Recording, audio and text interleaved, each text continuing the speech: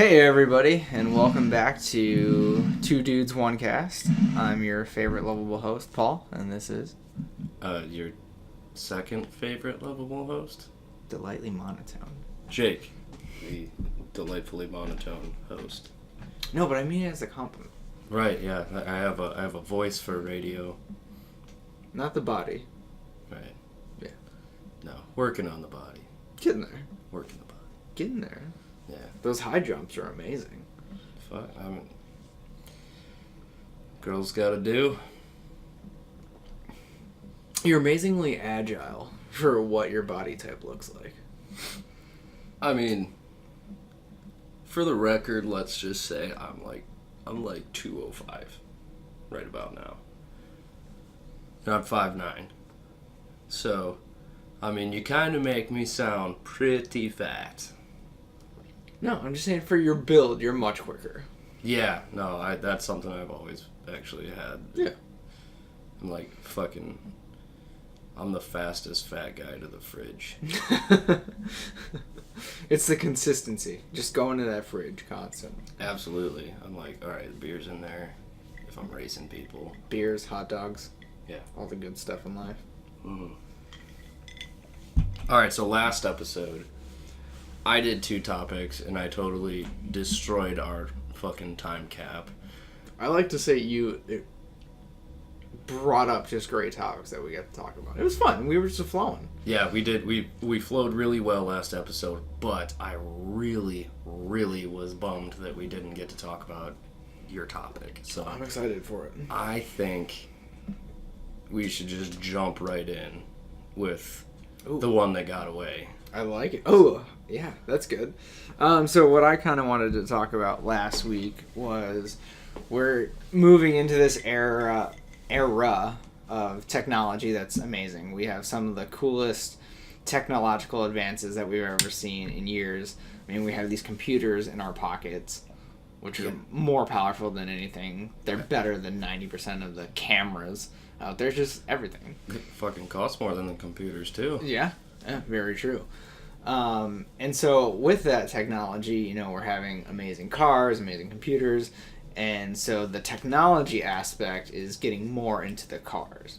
We're seeing electric cars that are actually usable on the roads. We're seeing cars that are getting these amazing miles per gallon, as well as being fast.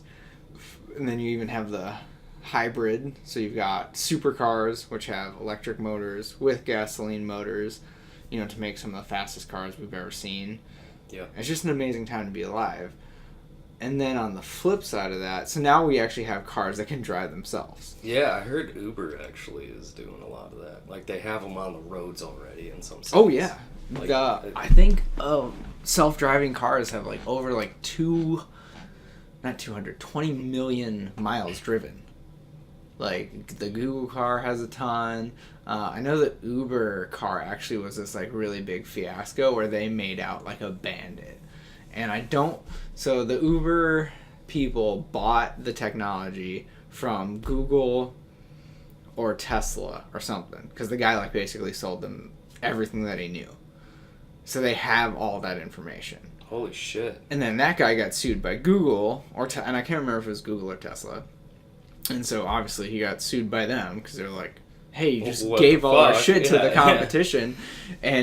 And so, he lost all his money and all this stuff. But Uber was still like, well, we got it. And so that's why they are able to use all that technology. Wow, that's... Yeah. Yeah, talk about fucking... making out like a bandit. That's like a fucking royal flush right there, man. Yeah.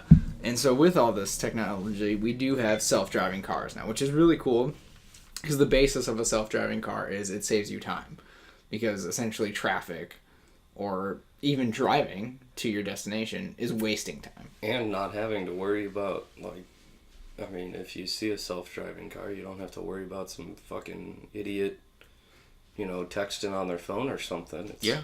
The car's obviously not going to be fucking texting its friends. Right. I hope. Yet. Yeah. Skynet. Yep. With the Facebook shutting down. Until the robots take over. With the Facebook shutting down their AI because it was talking to itself.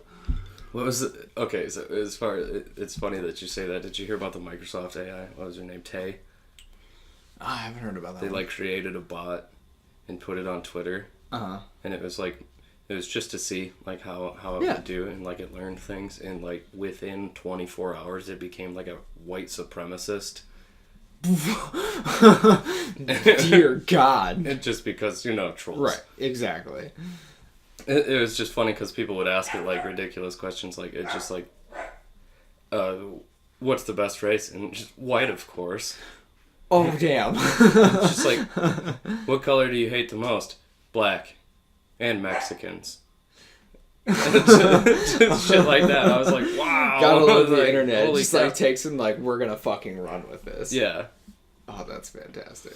Alright, so anyway, go on. The self-driving cars. So the self-driving, more of what I wanted to get into was the morality of the self-driving car. Because there's a programmer that has to essentially enter in those scenarios. So the self-driving car, like you said, isn't texting its friends. Right. But if it comes in a precarious situation, who does it kill?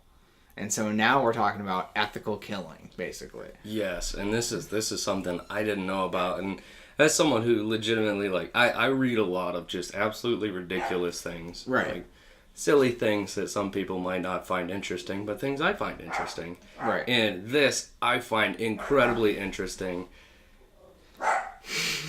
And I was amazed that you told me about it, and I was just like, oh my God, it blew my mind. So yeah, oh, absolutely. Me too, because I had brought it up a lot in school because Tesla's a really cool company to me, because obviously I love cars a ton, and the fascination with the electric car, more than, not having traditionally fill up on gas, is you have instant power, like when you're driving that car.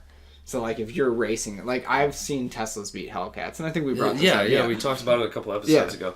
But like this whole ethical killing thing that you were telling me about. So for the people who don't really get where we're going with this, it's basically if the self-driving car ever ends up in a scenario where there is no chance to do something without killing someone, now it has to pick. Who does it kill? Yes.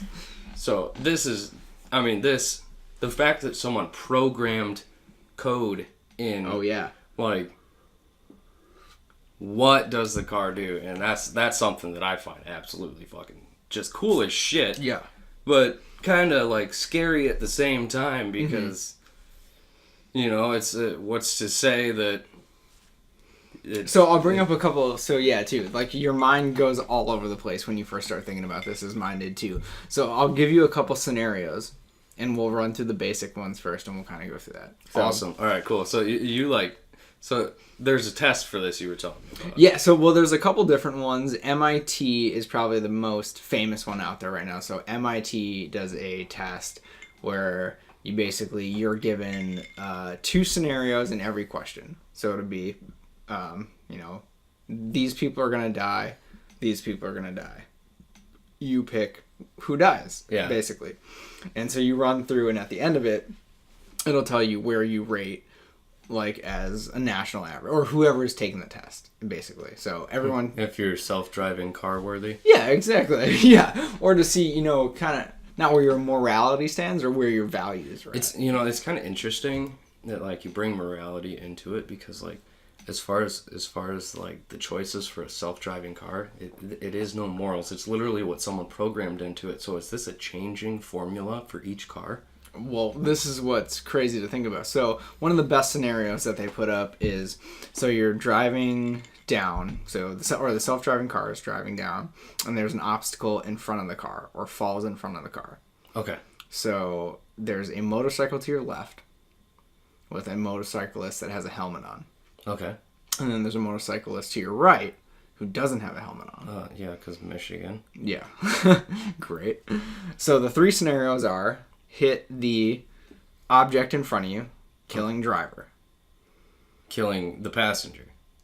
There you go, yeah. They call it driver because you technically still are in driver's Okay, seat. yeah, no. Then the next scenario would be hit the person with the helmet, because they're more likely to survive than someone who doesn't have a helmet. And then the third scenario is hit person without helmet. So just to break this down, so you think, obviously, well, the person who bought the self-driving car probably shouldn't deserve to die because they, paid for this technology and all this. So then who do you hit on the two outsides? It's an interesting dilemma, but there's like so many other variables. How fast are you going? Like, how far do you have to swerve? Right. Are you going to just cream this motherfucker at 70 miles an hour, or are you going to switch lanes at 25? Right. So that's what it is. You have to remove all those variables. So you basically have, if you had to hit, would it be helmet or non-helmet? I'd say helmet for sure. So now, and I'm glad that you said that, actually. I'm very glad that you said that. So here comes the next question then. So you've hit the person who's more likely to survive, correct? Yeah.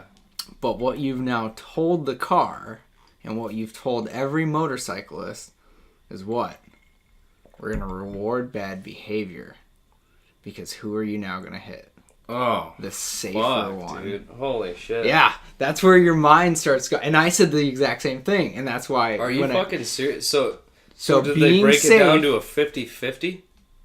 There's multiple, but that was one of my favorite scenarios because I said the same thing. I'm like, hit the person with the helmet. And then it was like, so this is what you think of people who are safe. Fuck them. Wow, no, that... You broke my head with that one. You got me. Yeah. You pulled the wool over, man. No, that's crazy. That's so fucking cool that, like...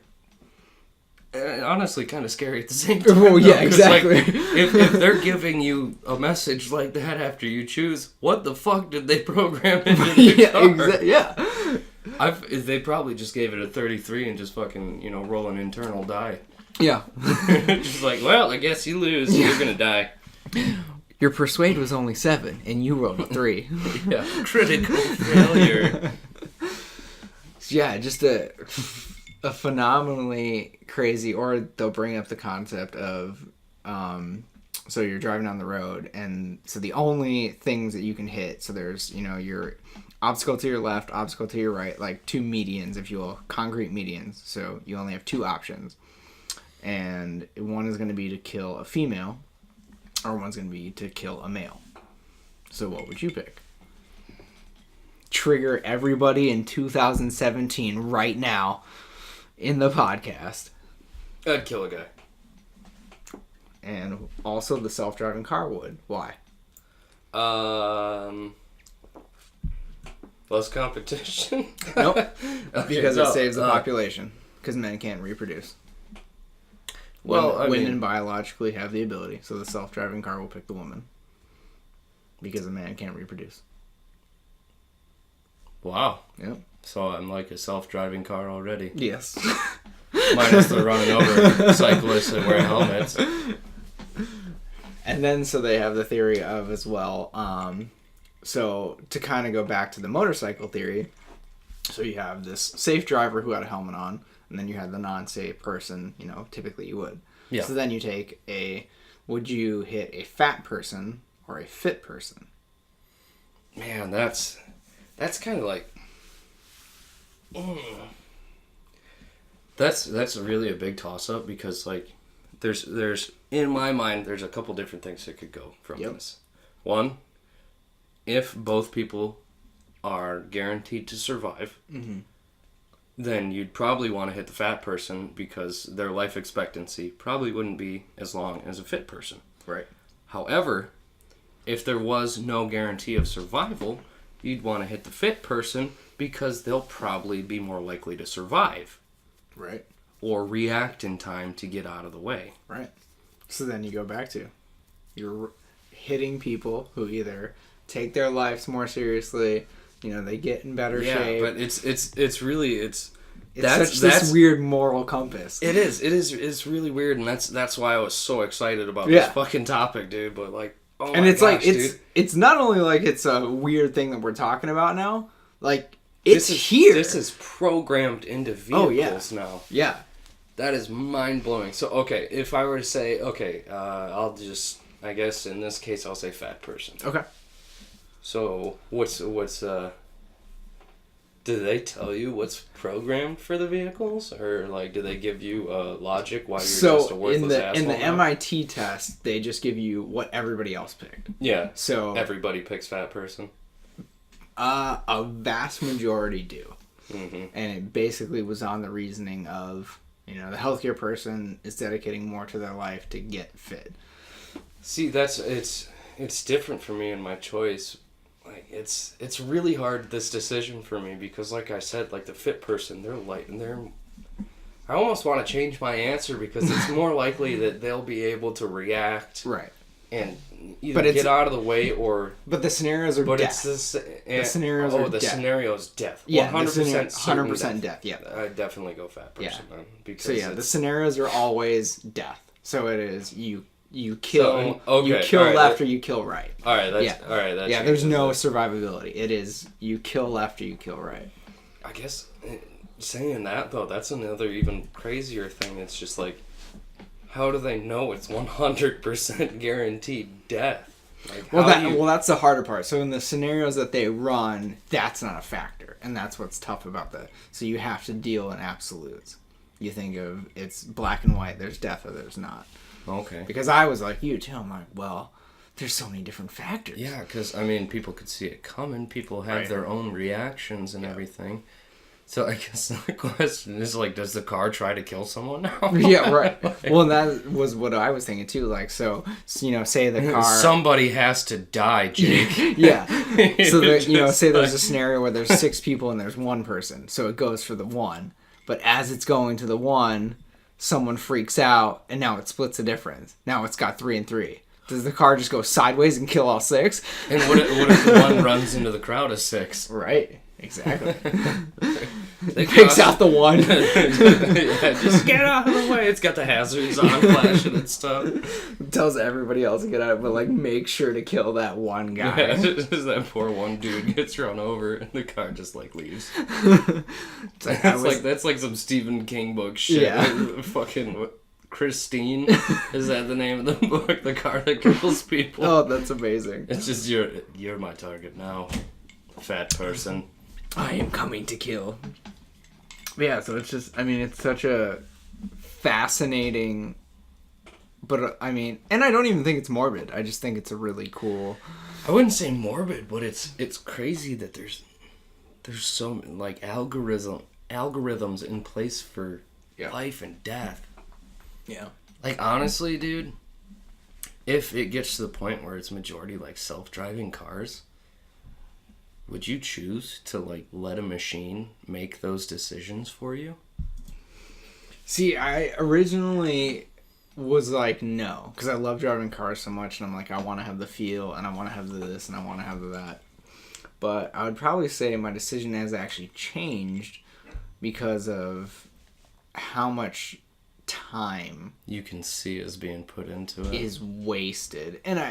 And I'm not saying wasted because, I have to drive to get somewhere. That's a physical action that I have to do. Yeah. But if I didn't and I had the ability... It's more free time for you. Exactly. And the reason I brought that is because I was listening to the speaker talk about Uber and why Uber was successful. And what the speaker was talking about is the success of Uber was Uber sold something that no one thought Uber sold. Everybody thought Uber was a ride-sharing company where you got in, you had, you were able to get a ride somewhere. But Uber sells time. Yeah. And I never thought of that concept, where Uber just gives you time. That's very true, yeah. Yeah. It's more time that you're not doing something that you may or may not want to do. Exactly. And so when I looked at it from that perspective, I'm like, yeah, seriously, that would give me back, minimum 10 hours a week for other things to do. Well, the other thing is, I guess, especially with the self-driving cars, would you, if you were in one of these vehicles, consistently, right, would you want to know the programming for those death scenarios? Right. Would you want a list? Would you want to be in control of the list? And then that comes into it as well. You know, do you have the ability to edit the program? Do you want the final say in the editing of the program? And that's, I kind of said something a little bit about it earlier. It's these cars, they're supposed to be, you know, they're self-driving cars and everything, but are they going to be, is the programming literally 100% the same? Are they all the same unit being sold? Right. Because some of those algorithms, like you said about the motorcycle conundrum, it's like, obviously, you don't want to just hit the people wearing helmets because then nobody would want to wear a helmet while riding a motorcycle anymore. Yeah. So, you have 3 options with equal chance of happening now. You're in a car, that shit happens. Yeah. Well, what do you want to happen? Exactly. You know? Or is there like some system that could give the driver the final say? Right. And then you're still taking someone's life into your own hands. Or does it like pop up on the screen? Like, it's like, alert, crash, who kill? And you smack it like a whack-a-mole. Who's liable then? Well, then it becomes you, because you picked. And then, so, also what was a But cool you weren't topic, driving. That's true. Well, if I'm saying the whack-a-mole scenario, that was definitely you. But one of the things they also brought up in talking about it was, so like you said, does the driver have the ability to pick? You know, I want fat people, skinny people, whatever they're they include the parameters. So what they brought into was, okay, so if I was driving down the road, you know, I'm driving, same scenario. Object falls off, it hits me, I'm going to die. Look to my left, look to my right. You know, so I make, you know, and maybe I look left and I see a motorcycle, or I see some open road, slam on the brakes and I turn. You know, I kill a motorcyclist, I don't die. That's on me. But at the end of the day, you know, I'm in the hospital, they're in the hospital, so everything gets filed. It's an accident, right? Mm-hmm. Human error, accident. If it was on the news, they would say there was a terrible accident on this roadway. But now if a self-driving car was in there, it's an executed plan designed by programmers. Now, is this an accident? This goes back to you saying ethical killing. So now it's not an accident. So this was a murder. Exactly. So this was not an accident of, this happened. It was, this is calculated. I picked this, they died. Yeah, dude, that changes everything. Because what they're supposed to, like, self-driving cars are supposed to be, like, the thing by, 2020 something? 2020 or 2025. Soon. So very, like, we are knocking at the door of 2018. Yeah, and now fucking, like, there's so much more to it. Like, if you're in one of those scenarios, like Michigan, we get crazy fucking snow. This self-driving car, what kind of algorithm do you program for fucking... Ice. Yeah.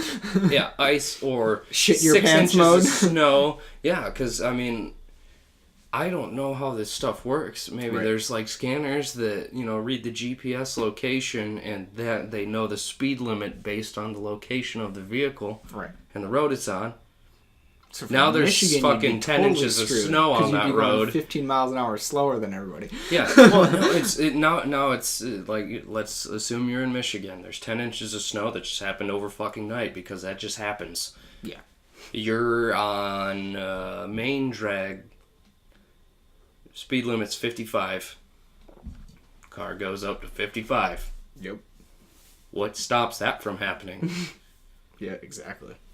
How do you program weather? See, again, it's a choice. Yeah, it's just like there's so much to it that's just mind-boggling to me. Yeah. Blows my fucking brain out the back of my head. I like it. Yeah. It's crazy shit. I really love the topic, though. Yeah, like, me I was too. Really excited to talk about this, and you actually brought way more to it than this is my favorite so far. We keep getting better. Yeah, definitely. Thanks for everybody sticking around, still listening. We appreciate you. Oh, yeah. We get more intellectual each week. All right, so was there anything else? I think we touched on a lot. I think we even touched on a lot more than we even thought we were going to talk about, so... Yeah, that whole ethical killing thing, though, Yeah. You can't call it an accident anymore. No. It's calculated. Yes. And a judge would call that murder. Yes. Yes. Who's guilty? The programmer? Yeah. All right, so because we were doing this, you and I were talking about it, and like you presented some of the scenarios to me, and that reminded me of. I told you about it. There's basically, it's like, I think it's called a conductor paradox. Yes. And basically what that is, well, first of all, I'll say paradoxes as a whole are generally something that seem like they make sense, but generally something inside of the statement itself goes against everything being said. So it's shit to just like fucking confuse the hell out of you because it seems logical, but at the same time it is completely illogical. Like a girl saying she's fine. Like yeah. No, if someone were to say I always lie, is that true? Because if it is, then they're not lying. Correct. Yes. That's a paradox. So the conductor paradox is also known as the trolley paradox. Okay. And that's your shit getting programmed into the self-driving vehicles. That's like, you're on a train. You're the person in charge of driving this train. There's 2 paths in front of you. The one you're going down right now has 5 people on it. All of them will die if you keep going on that path. But you can switch paths, and there's 1 person on that other path. They would die. But you'd be the one who decided to kill them. Right. So, the 5 in front of you, not your fault. The one on the side, you 100% guarantee they die. Ethical killing. Yeah, exactly. So, I found a bunch of, quite a few. Nice. And some of them that just kind of made me scratch my head a little bit. So maybe we can inject some humor into these or something. I like it. Maybe you can help me reason with these. So some JP-ness into it. Yeah, we're getting full on nerd this episode. So if the atoms in our brains act predictably, how do we have free will? Because you know how atoms work, right? You got your proton, neutron, electron, and everything's flowing on the same path, got the same fucking vibe. Every person's brain.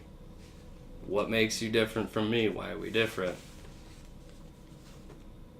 Do we really decide on our own? That's how we feel. We feel like we decide on our own. Right. Not necessarily true. It's like Westworld with their programmed responses, dude. Nice. Okay, this one I thought was pretty fucking cool. So, Okay. The general consensus about the universe is that it continually expands. Yeah. So if someone were to get to the edge of the universe, hypothetically, obviously, Right. and reach out, could they reach beyond the universe? No.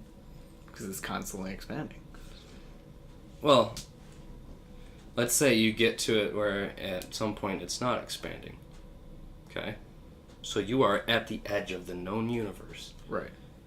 Nothing but black.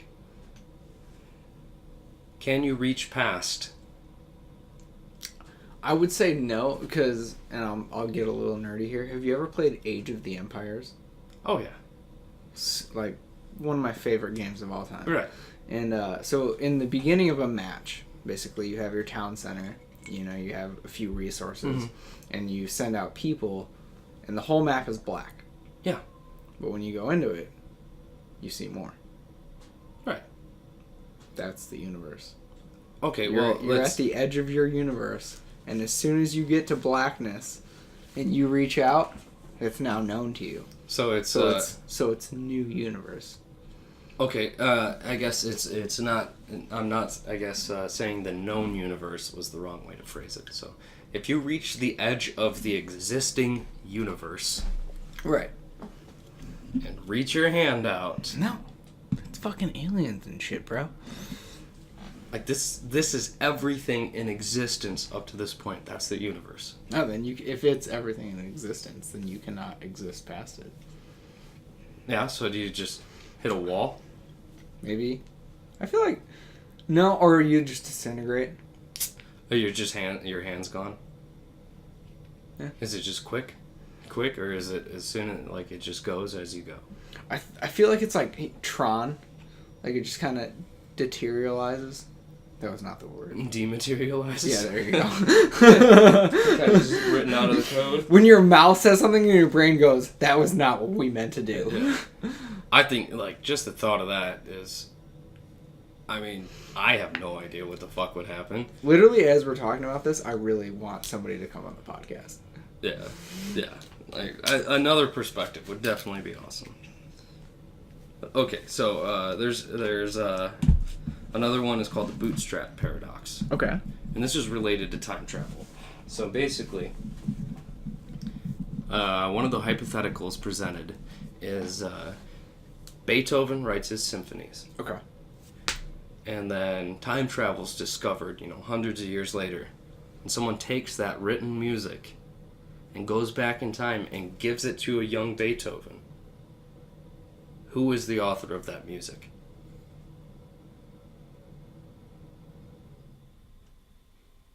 Still Beethoven? But he was given the music before he wrote it. But it was written by him. Not anymore. Yeah. It was still him. Just yeah, a later but if you version go back of to him. before he wrote it and give it to him, then he can't say legitimately it was his idea. And if time is a linear plane, then But we fucked technically you created Beethoven's but music. fucked with the plane, though. That's saying that time was never fucked with. Right. But, But it was... if you're time traveling, you're fucking with shit. Exactly. Right? Time travel in its own right, I think, this is, again, nerdy-ass podcast, so if time travel were real, that would 100% introduce the whole parallel universe theory. Yes. First of all, the doctor lies. Well, the theory being that for every decision that is presented to you as a person, there is a parallel universe created Yes. for every decision that could be made. So Right. you go down one path, and then every other decision that could have happened creates a parallel. Yep. So, again, it's a paradox, so it's not supposed to make sense, and it's Right. really hard to wrap your head around. I'm kind of on board with you, though, because it's like, obviously, they wrote it, and then you took it back and gave it to them. Yeah. But at the same time, then you can't credit them with it because it was given to them. They didn't have to work to do it. Right. And the last one is the one I told you about earlier. I like it. It's Zeno's arrow paradox. Okay.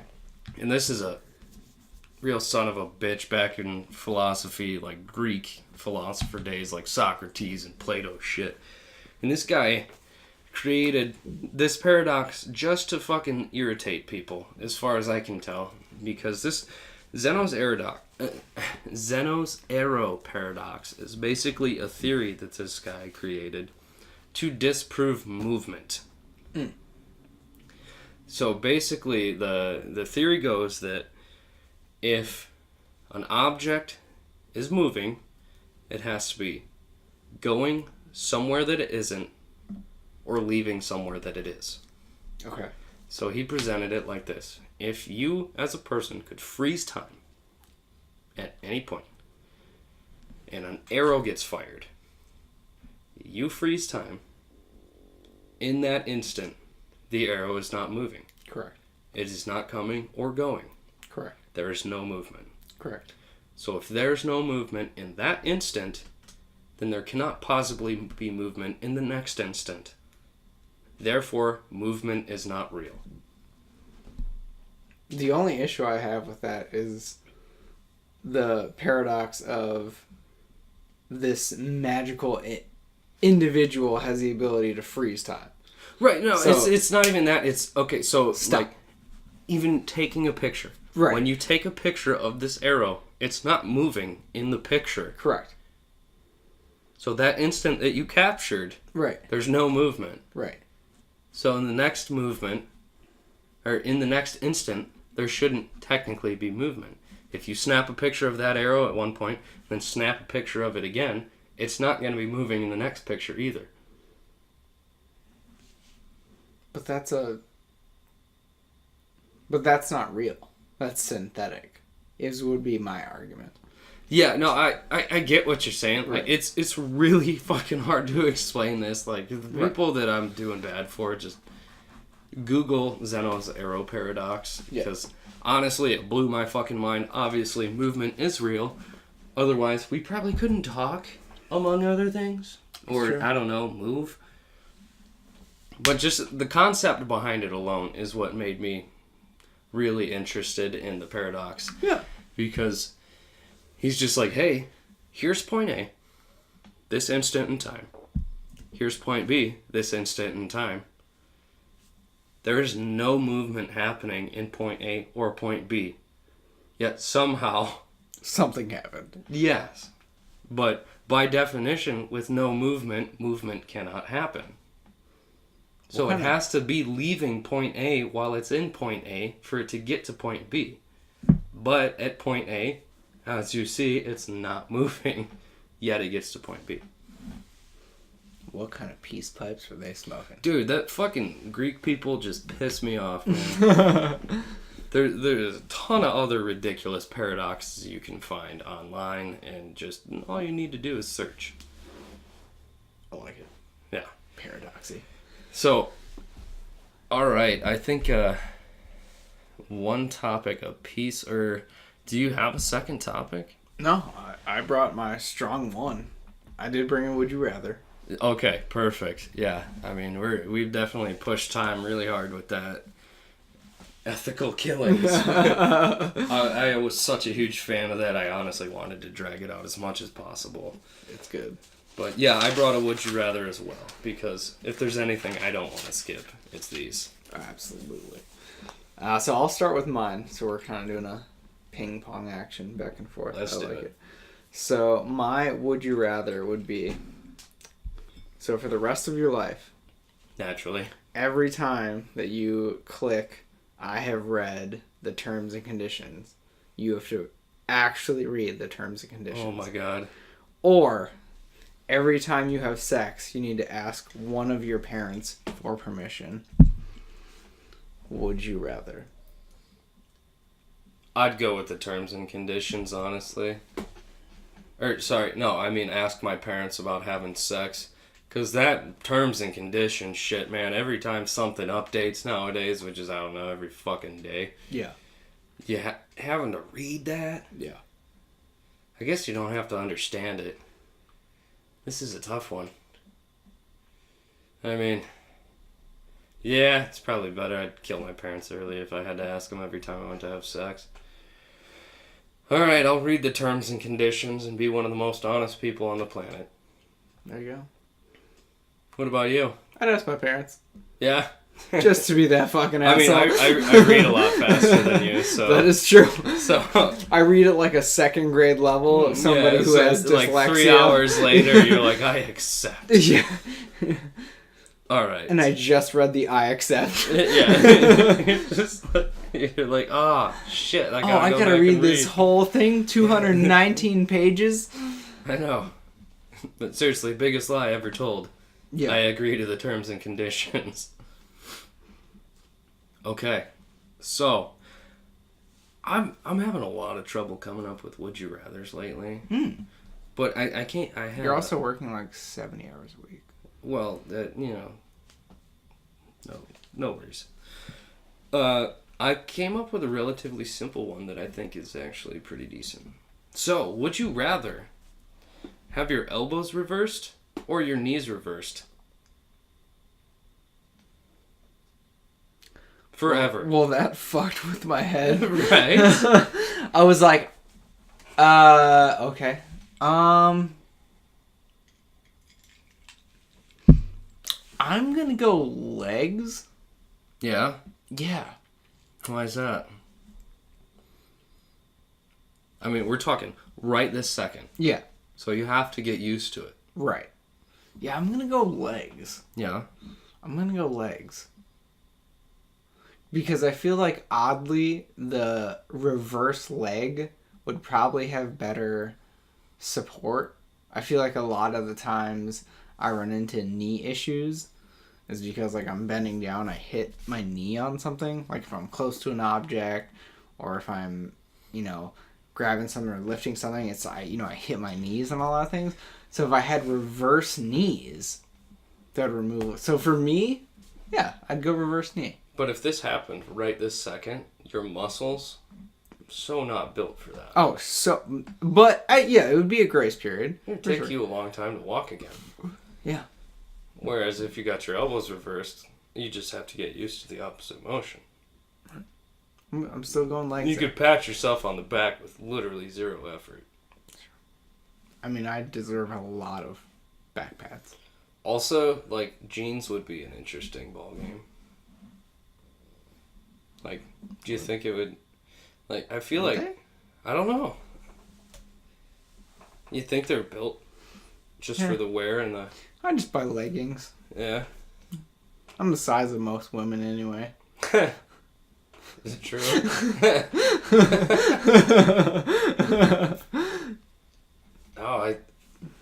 Man.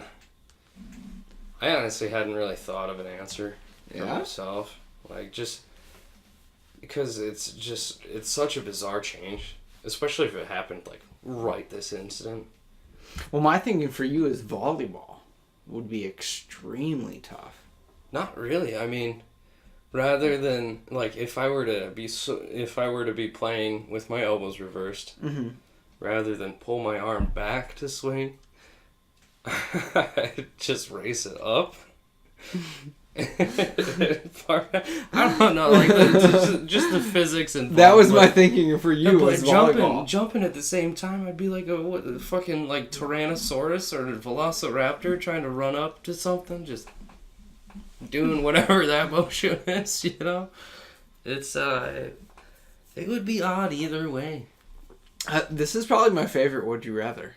Yeah, because it was just weird as fuck. It's so simple, but it's super fucking weird. Like I said, I was like, man, this is just simple change to your bone structure, and it fucking ruins you. Yeah, you'd have to do everything different, no matter what. Because I mean, just sleeping. I guess you could nestle like a chicken with your kneecaps reversed. You should just sit just straight down like an accordion, just But if your elbows are reversed, I mean... you could put your hands behind your head with no effort. I might have messed up. Oh? Think about shitting with reverse knees. Oh. Oh my God. I literally just thought of that. Oh, man. You'd have to... Or you'd have to reverse bull sit. Oh. Man. As soon as you said... I just fucking thought of that. Wow. I'm saying committed because I commit hardcore. Yeah, this is a hell dilemma, dude. Yeah. I guess you just fold them up, just business style. You kind of like fall back down onto the toilet, and then you just grab them and just lift them up and just roll them up. I wish we could do this. I know, just test it, like hypothetically test. Right. Oh, it's awesome. Yeah, I think I'd go with the elbows though, just because like. It's a good call. Just walk. I do a lot of walking and stuff, and like having to learn to do that again. Yeah. Like coordinate it and everything, and the shitting part. Like, dude. I mean, with my elbows reversed, I could literally just stretch my arms out, and just like put my hands behind my head. Yeah. No effort. Yeah. And with the function of your shoulders, you can pretty much mimic the motions just in reverse. Yeah. So. Like it. That's how I'm going. I like it a lot. Dude, This was a fun one. Mm-hmm. I liked it. This was good. Yeah, I learned some stuff today. For sure. Hopefully our audience did too. Yeah, absolutely. And not sure when this will get put up, but Christmas week, obviously. So just hope everyone either have a Merry Christmas or... Hope you had a Merry Christmas, or Hanukkah, Kwanzaa, Ramadan. For our Egyptian viewers, not quite sure what the holiday is. I apologize. I'll have to research that. Yeah. We appreciate everybody for listening. Have an amazing holiday. Spend it with the people that you love the most. Drink a lot. Yeah. Be safe. Yeah. Don't get drive. killed by a self-driving car. Yeah. Watch out. Yeah. Watch out if you're fat or fit or wearing a helmet. Yeah, don't wear a helmet. Just Be fit. Just don't even go outside. The cars will kill you. Yes. Fucking Skynet's taking over. They will. But anyway, thanks again so much for listening, guys. As always. I'm Paul. And I'm Jake.